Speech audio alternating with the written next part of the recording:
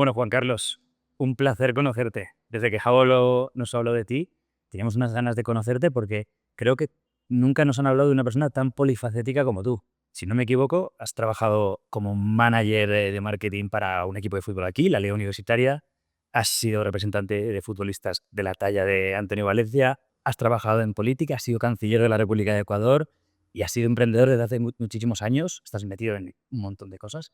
Cuéntanos un poco, ¿quién es Juan Carlos Avelina? Esa es una buena pregunta. Mi esposa te podría dar un mensaje negativo, que no, soñador. Yo creo que esa es la primera, el primer atributo que Sí. siempre pienso en lo bueno y lo malo, porque me acuerdo que mis padres siempre me decían que no hay que ser tan soñador, porque muchas veces eso te lleva a no concretar muchas cosas. Pero si no tienes un sueño y si no tienes una pasión y un destino, nunca puedes construir el camino. Y creo que eso es lo que más me gusta hacer, soñar en cosas para mi familia, para los que me rodean, para mi ciudad, para mi país, para el mundo. Y lo está Y el mundo necesita soñadores, siempre. demostrando. Es la historia, como ustedes. Si nos cuentas un poco desde el principio, o sea, ¿cómo es tus inicios en Ecuador? ¿Qué es lo que haces primero? ¿Cuáles son los retos? Vamos a ir descifrando el camino. Eh, Aquí en el Ecuador hay un equipo que yo lo puedo comparar con el Atlético de Madrid, uno de esos equipos de ciudad de fútbol que estaban muy arraigados en mucha gente y que nunca ganaba nada. Y después estuvo a punto de desaparecer, hoy está en la segunda categoría y se llamaba Deportivo Quito. Y yo tengo un episodio en mi vida que creo yo que fue el punto de inflexión, que tenía unos 6 años. Acompañaba, sí, 6 años, acompañaba a mi padre a retirar a mi hermano del colegio y él estaba entrenando fútbol y el entrenador de fútbol de su colegio jugaba en este equipo y me invitó a un partido de fútbol el día domingo y me metió al camerino. Y mis primeros recuerdos de infancia, más allá de lo familiar, con impacto, era estar en ese camerino, viendo cómo funcionaba el fútbol y después salir a la cancha de la mano de un jugador. Y eso generó en mí una pasión por ese equipo y por el fútbol. El Ecuador es un país que todavía no se encuentra a sí mismo. Esa es siempre mi reflexión, y una reflexión que les va a gustar, porque es un país que no entiende su relación con seguir al sol.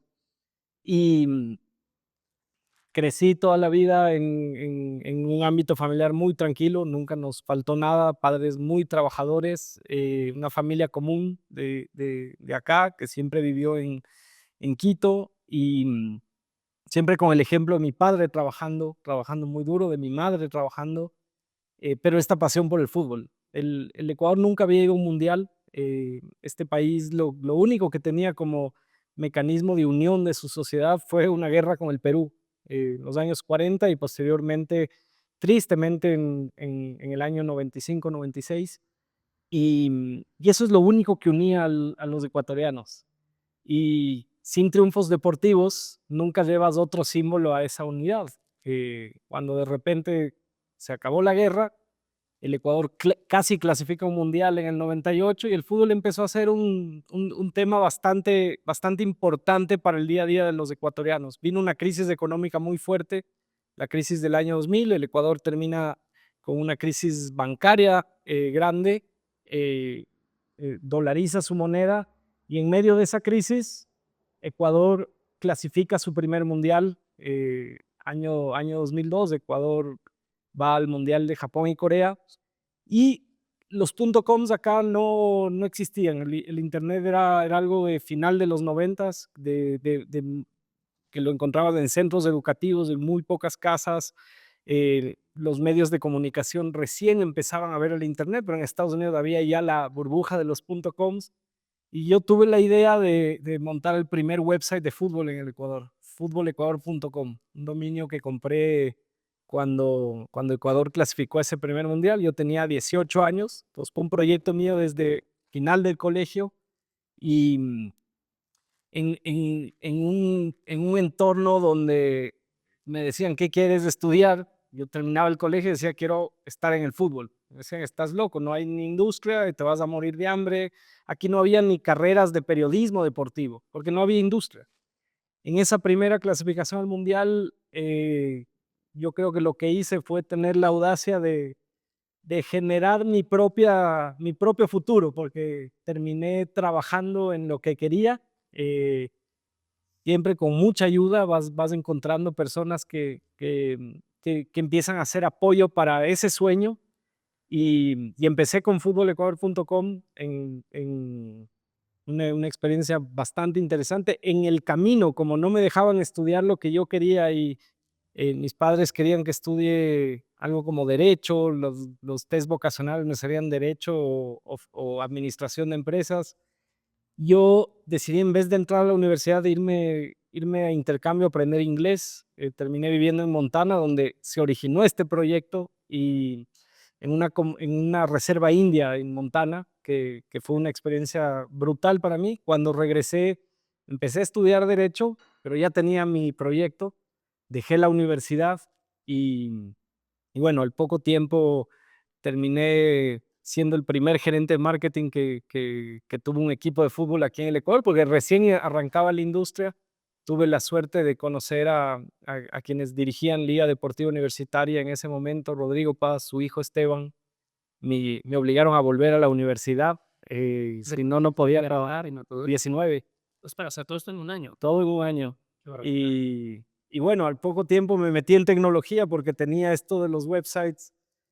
O sea, tenía el website de fútbol, habíamos creado ya un website de liga, y yo iba donde un patrocinador a decirle, mira, auspíciame este website de fútbol. Me decía, perfecto, pero no tengo página web, ¿me la puedes hacer tú? Sí. Y me empecé a meter en el mundo del desarrollo. Me metí en un ámbito que era nuevo también en nuestro país, que era la mensajería de texto. El Ecuador es un país muy interesante en tecnología porque la gente aquí empezó con los celulares en sus manos, pero la mensajería de texto era gratuita y costaba mucho hablar. Entonces, el Ecuador era per cápita el país que más mensajes de texto mandaba en el mundo entre el año 2002 y 2006. ¿Y todo esto cómo te Y diste cuenta? poco a poco, oportunidades de la industria y al mismo tiempo personas que traían oportunidades. Eso siempre es lo importante. Las personas que veían las oportunidades o sea, me proponían hacer algo juntos y lo empezábamos a trabajar. Y luego, bueno, abrí un poco mi abanico en la tecnología. No he salido de ahí, son 20 años en la industria de telecomunicaciones, en la industria del desarrollo del software y en la industria del deporte y del fútbol, donde después de haber querido dejarla, porque el fútbol es peor que la política. Fútbol, siempre vemos lo positivo, pero detrás del fútbol, como se vio en el FIFA Gate, hubo mucha corrupción. Siempre ha habido una industria con cosas muy negativas que se esconde tras una Copa del Mundo o ganar los 3 puntos de un partido. Entonces, en un momento juré que no era lo que quería hacer. Y al poco tiempo la vida me volvió a llevar, por una coincidencia, donde el mejor jugador ecuatoriano que había en ese momento, y que yo creo que es uno de los 3 mejores en la historia del fútbol, que es Antonio Valencia, y terminé trabajando con él y luego trabajando para el Manchester United por 10 años. Y, ¿cómo fue esa relación después de haber dejado el fútbol? ¿Cómo volviste y con qué enfoque volviste? No quería volver, yo tenía como cliente a una operadora telefónica acá en el Ecuador que quería hacer, dentro de uno de sus proyectos donde nosotros hacíamos el desarrollo de software, la campaña con Antonio Valencia. Antonio Valencia había llegado al Manchester United, tuvo una lesión brutal, parecía que tenía que retirarse del fútbol y una historia lindísima. A él le deberían entrevistar, que es de lo mejor que ha tenido el Ecuador como referente. Y él vuelve a punto de disciplina, persistencia. Ferguson confía en él, entonces se recupera y realmente era un referente para el Ecuador, pero nunca pudieron hacer el spot porque no había. En el fútbol, a veces los agentes, aparecen 3 agentes firmados un contrato y no sabes a quién creer, etcétera. Y por una coincidencia en un viaje mío a Bogotá, terminé conociendo a quien era su mano derecha, un ecuatoriano migrante que vivía en España, que se había ido con él a Manchester, que lo ayudó mucho. Y, y yo le pregunté, le dije, o sea, ¿tú trabajas con Antonio Valencia? Sí. Le dije, le estaban buscando de esta compañía y sería una larga historia, que nos perderíamos el tiempo, pero para no alargarles, la empresa telefónica me dice, mira, ya no confiamos en nadie, pero si tú consigues y tú pagas esos derechos y después vemos que es Antonio Valencia el que tiene ese derecho, te confiamos en ti. Y yo terminé firmando un contrato por confianza, porque nos caímos bien como seres humanos con este chico que conocí en Colombia. Y efectivamente al poco tiempo me llegó una carta firmada por Antonio Valencia que nos daba los derechos para hacer esta campaña con Claro y era él. Entonces yo hice el pago como constaba el contrato sin conocerlo a él. Un día recibo una llamada en los pocos días de esta primera firma con Claro y me dice, te va a hablar Antonio Valencia. La primera vez que hablaba con él, me dice, te quiero agradecer por el contrato. La vida del futbolista es corta, yo no tengo agente, quisiera que me ayudes en la parte comercial. Entonces yo hace rato, como había tomado la decisión de no hacer fútbol, le digo mil disculpas, pero no estoy en esto. Y un amigo mío chileno, tuve una reunión a la tarde, me dice, mira, eres un idiota. Este hombre es distinto, es un futbolista distinto, está en el Manchester United. Y le digo, mira, yo como ecuatoriano no puedo ir a Inglaterra porque nos pedían visa los ecuatorianos en UK. Le digo, tú como chileno puedes ir, anda a conocerlo y me avisas qué tal persona es. Él se fue y además jugaba United contra el City, entonces era feliz de irse, volvió y me dijo, hay que firmarlo. Este es un hombre distinto, su historia de vida es impresionante y es humilde, sencillo, honesto. Y así firmé la representación con él, a quien considero un referente, un amigo, una de las personas que más me ha ayudado en la vida, porque a veces de esas historias de superación aprendes lo mejor de la vida. Un chico que salió de su casa a los 15 años escapado en una de las ciudades más peligrosas del Ecuador, no tenía ni zapatos, su hermano le regala sus zapatos para que se venga a probar en un club, viene a dormir en la calle afuera de la puerta del club y a los pocos de años termina como capitán del Manchester United. Eri, hay una cosa que me gustaría enfatizar de todo lo que has dicho y es en el decir que no, en el saber decir que no. Eh, Has empezado hablando de sueños, de que mucha gente te dice que bajes al suelo, pero tú quieres soñar y tú quieres ser un soñador. Lo que pasa con los soñadores es que quieren decir que sí a todo muchas veces. Y es muy importante saber decir que no, pero también hay que tener la confianza para saber decir que no a oportunidades como esa, ¿no? ¿Cómo es tu proceso mental o confianza para poder decir que no a algo, luego replanteártelo, pero, ¿sabes? Plantaré cuando hay que plantarse. No me creerías ahorita y no tengo el libro aquí porque cambié de mochila de una que vine de viaje, de un viaje largo el viernes. Y vine leyendo un libro donde subrayé la importancia de decir que no. Y es uno de los problemas más grandes en mi vida, no saber decir que no. Y es algo que todavía me falta muchísimo trabajar, porque la importancia de decir que no requiere de una valentía muy grande, pero al mismo tiempo es un gesto de confianza. Cuando tú no puedes decir que no y vives con esta virtud de tratar de decir que sí a todo, fallas a mucha gente. Te haces un daño tú, pero haces daño también a quien ha confiado en ti. Y entonces creo que una de las cosas más importantes de la vida es aprender a decir que no. Yo no soy bueno en eso, porque al final, precisamente por ese concepto de soñar tanto, de tratar de ser feliz todos los días en lo que haces, de pensar que lo puedes hacer todo, terminas diciendo que sí a todo. Y a veces la vida de una persona es limitada en el sentido de que yo creo que puedes hacer muchas cosas, pero no puedes decir que sí a todo, porque el día tiene 24 horas. Esos 24 horas, generalmente, una persona que me dio un gran consejo decía, 8 para descansar, 8 para tu bienestar y para tu familia y 8 para trabajar. Cuando no puedes decir que no, puedes puedes trastornar esa división de la vida. Está claro que cuando dices que sí a una cosa, estás diciendo que no a muchas cosas. O muchas veces decir que no es mejor que decir todo sí, ¿no? Es bastante heavy eso, totalmente. ¿Y qué te iba a decir? En la vida del emprendedor, ¿no?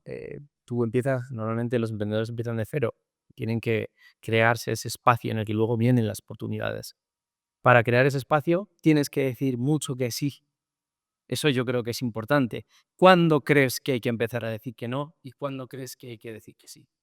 Cuando te das cuenta que tus capacidades tienen un límite, que no vas a poder concretar eh, muchas cosas o no te benefician para tu fin último muchas cosas. O sea, yo he aprendido en los últimos años que la focalización, o sea, el estar enfocado en algo vale la pena. No necesariamente eso quiere decir que no puedas hacer muchas cosas más o que puedas tener, me encanta el concepto que tienen las grandes consultoras. Y si hubiera tenido 18 años y sabía que existían las consultoras, porque yo para los 18 años no tenía idea qué era JP Morgan o McKinsey o Accenture, tienen lo que se llaman los generalistas. Y yo me considero un generalista, que me encanta el fútbol y puedo hacer industria en el fútbol como mañana en la tecnología y en temas espaciales que me apasionan y que creo que son parte del futuro de este país. Y eso no quiere decir que no estés enfocado. Te puedes enfocar en muchos temas a la vez, pero hacerlos bien a todos. Hay una frase que me encanta y es hacer las cosas bien y estar en lo que haces. Eso es lo más importante. Tienes que saber decir no cuando sabes que no vas a poder estar en lo que quieres hacer. Totalmente. Me gusta mucho que hables de esas skills que necesita alguien que emprende y un emprendedor. Ahora mismo, actualmente, es muy importante y se está viendo que los emprendedores buscan también esa marca personal y se exponen mucho a la gente y a la audiencia. Tú que has estado muy expuesto por tu faceta política y por otros ámbitos, ¿cómo lo gestionas? ¿Qué consejos podrías dar a alguien que ahora va a estar expuesto a la audiencia? En, en la vida, eh, uno tiene como que varias pelotas si fuera un malabarista, ¿no? Entonces, tienes a los amigos, eh, son una pelota de goma, porque a veces están, a veces no, se caen, vuelve a rebotar. La salud a veces está, cae, vuelve a rebotar. El trabajo a veces te va bien, a veces te va mal, a veces tienes con cliente de vacaciones, otras no puedes comer, va, sube. Pero hay una que siempre es de cristal y esa es la familia y tu ser interior. Esa es de cristal. Entonces puedes malabarear en todas las demás, pero si la de cristal se te cae, esa no rebota, esa se queda ahí. Entonces para mí, esa es la base de cualquier cosa que hagas, no del emprendimiento. El, eh, yo tengo una fuerte creencia que la familia es fundamental y la familia entendida en cualquiera de sus formas, pero tener algo que te debe a ese sueño con los pies en la tierra. Tus Es raíces, ¿no? tus raíces, tu origen y o sea, si has tomado la decisión de tener hijos, tus hijos, o sea, esa responsabilidad inmediata. Si no lo has tenido y tienes una pareja, tu pareja, si quieres hacerlo solo y que tu familia seas tú mismo, que nunca te olvides que ese origen te lleva a una sola línea transversal. Hoy se entiende mal el emprendimiento con el éxito. Yo soy muy crítico de este modelo de startups que arrancó en Silicon Valley, porque eso no es de emprendimiento. El éxito no es ni levantar dinero, ni estas valoraciones que te deban a decir unicornios, unicornios, unicornios de qué? Empresas que un momento dicen sí, valen 1.000 millones y a los 2 años 300 y a los dos quiebran, pero te deban a un éxito económico. Entonces, el modelo del capital como centro del emprendimiento es una aberración completa. Cuando entiendes el emprendimiento con los talentos y dones que has recibido para poder soñar y crear y dar trabajo a mucha gente, para mí ese es el fin último de cualquier emprendedor. Que sepas que en la vida todos tenemos dones y talentos, pero hay personas que tienen el don y el talento de crear y de crear algo con responsabilidad. Y si tienes una misión, más allá de ser una misión trascendente, como ayudar a pequeños productores a través de tu producto, ayudar al medio ambiente con tu producto, la principal responsabilidad empresarial está en generar trabajo y dar dignidad a los que trabajan contigo. Entonces, para mí, esa línea de pensar siempre en tu origen y el por qué estás emprendiendo tiene que alejarse del capital. Tiene que ser en que tú tienes una responsabilidad de generar dignidad a los que te rodean. Una pregunta concreta hacia eso. ¿Qué decisiones de vida o de emprendimiento has tomado tú utilizando la familia, tus raíces o ese impacto social y propósito como driver? Casi todas, porque he tratado siempre de luchar contra las ganas de que sea el éxito económico el último fin. Y eso siempre tiene que ver con la visión de que la ejemplaridad dentro de tu empresa, dentro de tu familia, te debe a justamente que el éxito no esté en eso. Que si podemos conservar los puestos de trabajo. Mira la pandemia, cuántos empresarios, emprendedores tuvieron que cerrar, pero al mismo tiempo, por preservar muchas veces sus utilidades, sacaron gente que lo único que tenía es un trabajo para subsistir durante una pandemia. Entonces, esos cuestionamientos han sido muy importantes en mi vida. O sea, elección de que finalmente no es lo más importante o sea, tener un mejor auto cada año que quizás generar 1 o 2 puestos de trabajo más en lo chiquito que hago yo. ¿Cómo crees que la gente puede acercarse a construir propósito?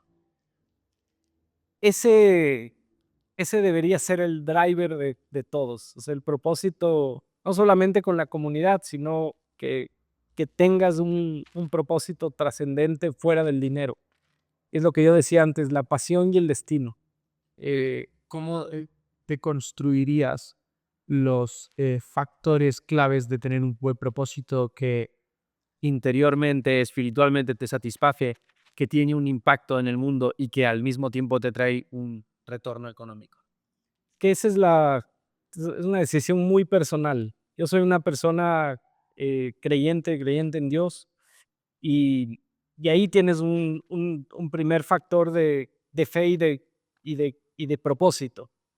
Entonces, si actúas en base a un propósito que es mucho más sencillo, es un propósito de vivir tranquilo y en paz, haciendo las cosas por el bien común, te da un propósito. Hay personas que tienen un propósito sobre el medio ambiente o la sostenibilidad. Entonces, todo lo que hagas tiene que ir encaminado a ese propósito, que realmente estás cambiando las cosas. No es un propósito de lo que llaman los americanos de lavado de cara, que vemos mucho en nuestros sistemas económicos. Empresas que hacen muchísimo daño y al mismo tiempo, o sea, contaminan, pero salen con una campaña con el color verde. Ese propósito realmente te tiene que llevar a la cama tranquilo todas las noches, de que estás cambiando al menos una vida. Una pregunta, porque tiene pinta de que tú eres una persona con mucho propósito durante toda esta trayectoria de crear, de impactar a las personas. Yo quiero saber en qué momentos de tu vida te has sentido más cerca de ese propósito. Si es ahora, si fue en alguna aventura concreta, como puede ser yo qué sé, la parte del fútbol o la parte empresarial, la parte mercantil. Eh, lo público siempre te lleva con más cerca los cambios estructurales y sociales, porque tú puedes estar con un propósito en lo pequeño es decir, si tú puedes cambiar una vida al lado tuyo, ya vale la pena lo que haces en cada día. Pero si quieres generar un impacto mayor, yo no tengo dudas que la mayor cantidad de esos cambios están en el sector público. Y muchas veces cuando estás emprendiendo, cuando estás en el sector privado, te tratan de sacar de ese ámbito. O sea, lo público es lo más feo, es horrible, no hay que meterse, hay que estar alejado. Pero tú no podrías hacer nada en tu propio emprendimiento si lo que te rodea no funciona. Y entonces, para mí, cualquier emprendedor debería tener la vocación de por lo menos dedicarle 1 o 2 años de su creatividad, de sus sueños al sector público. Y, y ahí vas a aprender que está el verdadero poder de los cambios, porque tú puedes hacer un proyecto eh, desde tu emprendimiento, por ejemplo, para cambiar, no sé, las cárceles, la vida de los presos, ayudar a mejorar sus condiciones. Y lo puedes hacer en lo pequeño, pero para generar un gran impacto necesitas volverlo en política pública. Y eso muchas veces solo se lo puede lograr desde el poder con una firma. Y si actúas en base a tu integridad, a tu recta intención, a tu visión de bien común en lo público, lo puedes hacer con facilidad. El problema es que porque siempre abandonaron los emprendedores, los creadores, los empresarios al sector público. El sector público fue llenado por personas que viven de la política y viven del sector público. ¿Y cómo podríamos invertir la situación de aquí a 10, 20? Como digo, primero generando un buen concepto del sector público hacia el privado. O sea, que nunca nos desentendamos de que las dos van de la mano, no son dos mundos aparte. Y yo soy un gran evangelizador de que el sector público es positivo en cualquier país y que tenemos que tener una responsabilidad como emprendedores, como empresarios, de apoyar al sector público, porque caso contrario no hay un equilibrio y el equilibrio eh, termina en grandes emprendedores que se tienen que ir de sus países porque su país ya no les es atractivo y se van a otro país a crear, pero los emprendedores de ese país a su vez salen de esos países porque tampoco les gustan sus propias condiciones y terminamos en sociedades de papel, Delaware. Entonces, me parece que tenemos que ir construyendo ecosistemas globales donde los países funcionen en base hoy a causas que tienen que ser globales. La paz, el agua, o sea, el cambio climático en general, la energía y al mismo tiempo la creatividad con seguridad jurídica global. Bueno, nos parece fascinante, la verdad, sobre todo escucharte. Estamos hablando de muchísimos casos de etapas de éxito en tu vida. Me encantaría que nos contases, para por entenderte, algún caso de, por llamarlo de alguna manera, fracaso y cómo lo has podido gestionar. O sea, la mayoría han sido fracasos. A mí, el fracaso es la mejor de las virtudes que puede tener el ser humano. Yo acabo de tener un gran problema después de salir del gobierno porque con un apasionamiento que tengo sobre el fracaso como el único elemento que te permite rectificar, mejorar y volver con más fuerzas. Cuando me hicieron una pregunta sobre cómo evaluaba yo a mi propio gobierno, dije, fracasamos. Y me costó mucho las relaciones, inclusive con quien fue mi jefe, con mis compañeros de gabinete. Pero yo tiendo a pensar que todos los días debemos hacer una evaluación de en qué fallamos. Y realmente el problema es que en lo público tú no puedes jugar. O sea, tú en un proyecto privado, el fracaso, o sea, yo he tenido varias compañías que han cerrado, la mayoría de sueños que he tenido han fracasado, he tenido que cerrar la llave, perder mucho dinero y volver a empezar. En lo público tú no puedes hacer eso, tienes que tener la responsabilidad de que el fracaso no es una opción. Y realmente soy una persona que cree que el fracaso es un concepto que te tiene que permitir, como digo, rectificar y avanzar con más fuerza. Y siempre yo guardo una lista de mis proyectos fracasados porque digo, bueno, tal vez no era el momento y me gustaría a todos darles una segunda oportunidad en otros contextos. Pero también eso es un acto de ego y de vanidad, porque hay veces que fracasaste y punto. Hay mucha gente que intenta persistir en empresas, por ejemplo, que no dan por el miedo al ego del fracaso, de decir yo no fracasé. Pero lo mío es muy pequeño, o sea, yo no puedo considerar, no tengo muchos dilemas sobre el éxito, la palabra éxito. Anoche hablaba con mi esposa yéndonos a una cena de lo afortunados que somos los dos de tener un trabajo y en mi caso de poderme haber generado mi propio trabajo. que me da más libertad, más posibilidad de hacer lo que me gusta, pero el trabajo es una suerte en el mundo que hoy tenemos. La mayor cantidad de la población en países menos desarrollados no tiene un trabajo y por eso hay que valorarlo con más fuerza. Que ustedes tengan la posibilidad hoy de hacer lo que les gusta, generándose un sueño de seguir al sol y de ir contando casos y al mismo tiempo viajar, conocer, es una bendición que todos los días hay que dar gracias.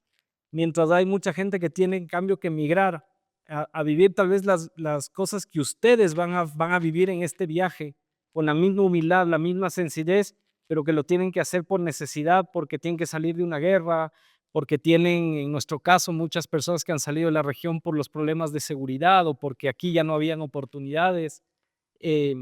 Siempre hay que pensar con esa empatía para pensar que el éxito muchas veces es simple hecho de tener con qué comer todos los días.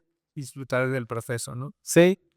Me encantaría conocer, ya hemos hecho un repaso de todo. Quiero ver a dónde vas, cuál es tu visión, cuál es tu próximo propósito, tu dirección. No tengo idea. Es algo que me cuestiono todos los días desde que tengo 18 años, ¿qué quiero hacer?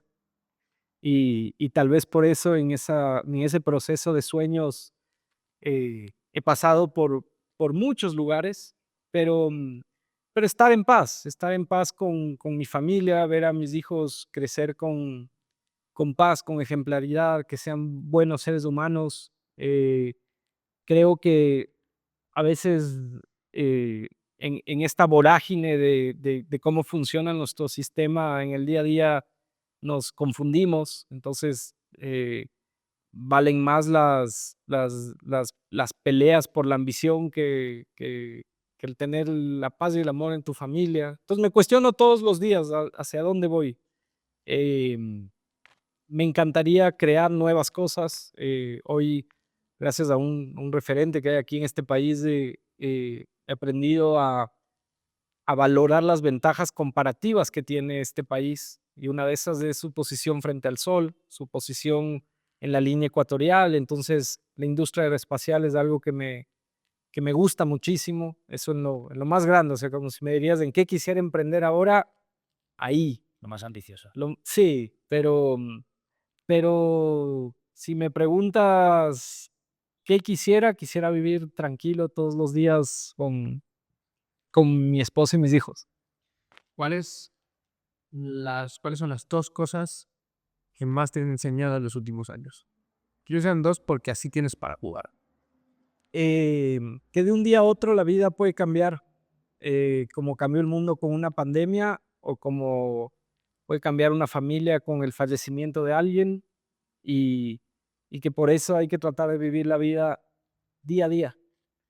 Y la segunda, que el equipo siempre gana, que mientras más negativos somos, siempre, o sea, a veces solo vemos, es un concepto que parece cliché, pero que te dicen, mira el bosque, no el árbol, es la realidad. En este país nos tratan de decir, mira cómo está este país, la inseguridad, hoy estamos con problemas energéticos, en mi opinión, fruto del cambio climático. Es algo que no vemos que está pasando en el mundo, el fenómeno Lana en Valencia. O sea, hay cosas que están pasando y que nos tienen que cuestionar cómo estamos cuidando nuestro ecosistema.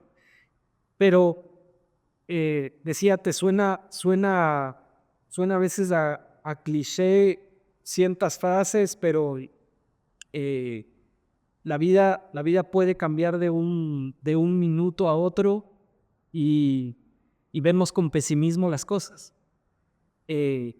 Los problemas que tenemos hoy los tienen todos los países. Yo como ministro de Exteriores tuve unas anécdotas increíbles. O sea, yo un día iba a hablar con 3 cancilleres europeos y tenía una reunión con Europol en La Haya. 3 cancilleres de 3 países, por respeto me guardo el nombre de los países que son potencias mundiales.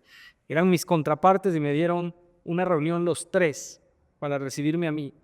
preparé durante 2 días, como vengo de esta línea más emprendedora, una página, un one pager con datos. O sea, tenía mi pitch preparado de 5 minutos para lograr. Yo estaba con el objetivo de que me den 200 millones de cooperación y una firma para que Europol se venga a meter en los puertos ecuatorianos, porque la industria del narcotráfico estaba empezando a florecer aquí con una fuerza muy negativa. Entonces preparo.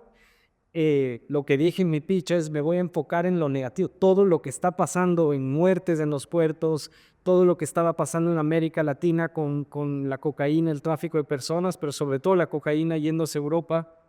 Presento con mis datos alarmantes y el canciller de ese país lo ve y me dice: no puedo creer, pero bueno, no está tan mal Guayaquil como está en este momento esta ciudad mía aquí en Europa, porque tenemos el puerto de recepción de la cocaína y la guerra de las pandillas. Y me daba cuenta que ellos estaban atravesando el mismo problema. Pero nosotros aquí, también es injusto la visión global de a los países menos desarrollados nos visibilizan más los problemas. Poco se habla del consumo en países desarrollados o en la crisis del fentanilo de Estados Unidos, y todo lo negativo se empieza a enfocar en los países de origen, pero las mismas situaciones vivíamos un país extremadamente desarrollado y nosotros. Y cuando volví siempre me di cuenta de que hay que ver el bosque, no enfocarlo en lo negativo, sino tratar de ver esta frase cliché del vaso medio lleno. Claro. Qué maravilla. Yo ya, pues que por ponerle el broche, porque he tratado, diré, quiero que esto sea demasiado largo. Nosotros intentamos lanzar un mensaje a inconformistas que tienen sueños, que persiguen locuras, que quieren crear, que quieren construir su propio destino. Lánzales un mensaje a esas personas que tienen dudas, que tienen miedo o que tienen ambición. Cuando se juega limpio, cuando se trabaja duro, y cuando tienes disciplina en hacia dónde vas, esa pasión y ese destino y ese sueño, las cosas salen, las cosas pasen. Uno sí puede construirse su propio camino, y siempre y cuando el capital no sea el centro, sino el propósito. Espectacular. Oye, Juan Carlos, pues ha sido un verdadero placer. Te prometo que nos has inspirado muchísimo con todo conocimiento y que nos vamos a llevar este aprendizaje durante la vuelta al mundo. Qué cuestión. Cuando piensen en la vuelta al mundo, piensen en un personaje que es altamente criticado, o sea, puede generar conflicto en la discusión. Pero siempre pienso yo en Isabel la Católica. Lo que pensaba ella cuando dijo: háganse estas misiones, y vino hacia acá, se conocieron las Américas. Y todo lo que pasó en esas grandes empresas de ir a conocer un nuevo mundo y llegar acá y conocer un continente, pero de aquí se fueron al Asia. Entonces, cuando vayan después de América Latina al Asia, ojalá vayan a Filipinas, porque siempre he pensado que la gran empresa que nos queda pendiente a Hispanoamérica es entender ese triángulo que se soñó en esas épocas, que era cómo unir el mundo en una primera gran globalización que tenía un eje comercial, pero sobre todo de propósito. Y creo que me encantará ver después de mucho tiempo, cuando vayan al Asia y lleguen a Filipinas, si encontraron algo similar en los principios que vieron de emprendedores acá en América Latina, en ese lugar, que creo yo tiene un propósito. La de Hispanoamérica, eso. Sería un placer. Bueno, nosotros esquimos a ti. Pero de verdad, que bueno, el que haya llevado hasta aquí, millones de gracias por chuparos esta pedazo de charla increíble, y nos vemos en la siguiente. Qué buena. Pues me acá. Ha sido espectacular, panel. Nos hemos quitado mucho tiempo. ¿Qué va? Para nada, gracias. Desapareces. No se grabó. Sí, se grabaron 34. Pero esa ha grabado.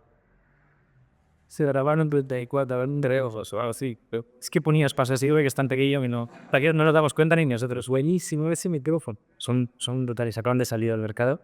¿Cómo se llama? Se llaman Holy Land. Antes de la vasca. Es que Lucas, antes de venir al viaje, ha hecho un trabajo extra de buscar los results de tecnología, porque teníamos que compaginar